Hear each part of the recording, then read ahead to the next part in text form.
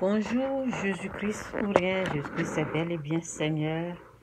C'est dit dans Romains 8, verset 19, c'est dit « Aussi la création attend-elle avec un ardent désir la révélation des fils de Dieu. » Ok, je vais parler de Romains 8, verset 19. Ainsi, la création attend-elle avec un ardent désir la révélation des fils de Dieu. La révélation des filles de Dieu. Que Dieu vous bénisse, Jésus-Christ, rien, Jésus-Christ, c'est Seigneur. Que Dieu vous fasse grâce à comprendre la profondeur, la révélation de cette parole au nom puissant de Jésus. Dans Romains, même Romains 8, verset 33, c'est dit « Qui accusera les élus de Dieu? C'est Dieu qui justifie. » Donc, je vais parler de ces gens, les élus de Dieu, ok, les élus de Dieu,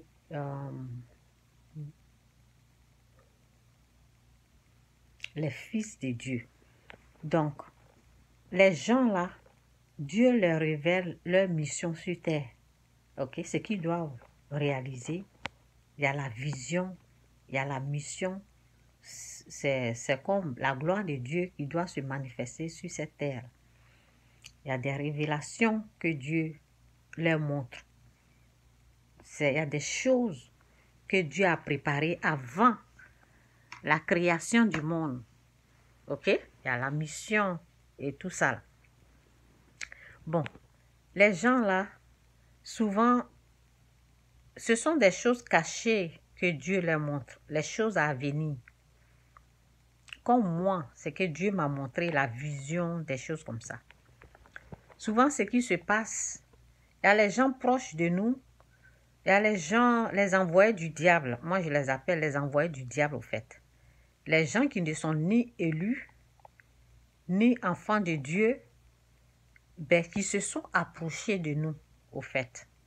Et puis cette vision, cette mission, la révélation du Seigneur, on commence à les expliquer.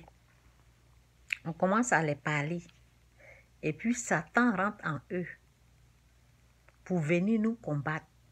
Satan rentre en eux pour mettre, parce que Satan, il est père des mensonges. Donc Satan, l'âme, quand je vous dis l'âme que Satan utilise, il y a aussi les âmes du diable, là. Il y a le mensonge. Il utilise le mensonge pour attaquer. Satan utilise le mensonge pour attaquer. Donc, Satan empoisonne les gens de personnes qui n'ont pas cru en nous, qui n'ont pas cru à la vision. Satan les empoisonne, il les ment, il utilise une de ses âmes. Il y a d'autres âmes qui l'utilisent. Ok, aujourd'hui je parle du mensonge.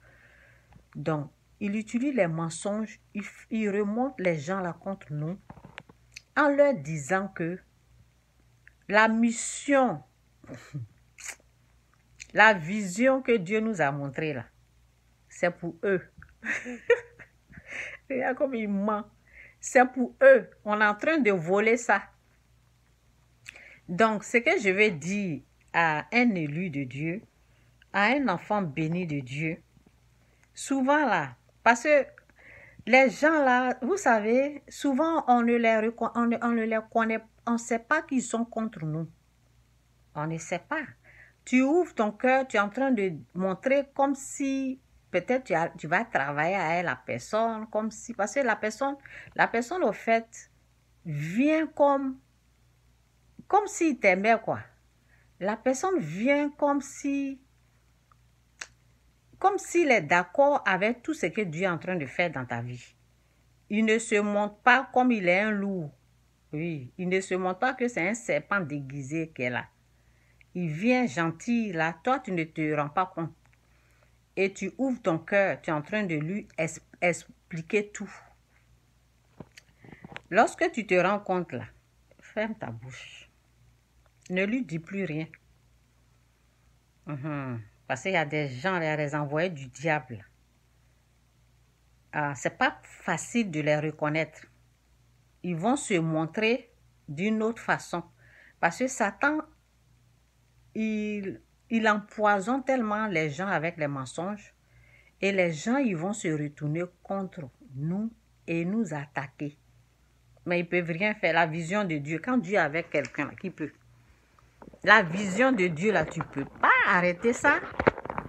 Donc, c'est un peu ça. Quand tu remarques une telle personne jalouse, aigrie de la vision, tu commences à dire que c'est pour lui, là. Il faut fermer ta bouche parce que quand tu ne parles pas, là, il n'est pas au courant. Quand tu ouvres ta bouche, tu es en train d'expliquer, là. Il pense que c'est pour lui. Si c'est pour toi, là, pourquoi Dieu ne t'a pas révélé? Dieu n'a qu'à te montrer. Donc, c'est un peu ça. Ils vont sûrement mettre les bâtons dans les roues. Et en même temps, vous savez, non, Dieu, il est tellement bon. Quand on tombe, on est béni. Quand on se relève, on est béni. Quand on est persécuté, on est béni. C'est quand on est persécuté, même, c'est là même on va de gloire en gloire. Mais seulement, ce qui est un peu dangereux, là, ce sont les personnes qu'on a aimées. C'est ça qui fait mal. Sinon, si on tombe, on est béni. Si on nous persécute, on est béni. Quand Dieu est avec quelqu'un, là, tu ne peux pas. Donc, c'est un peu ça.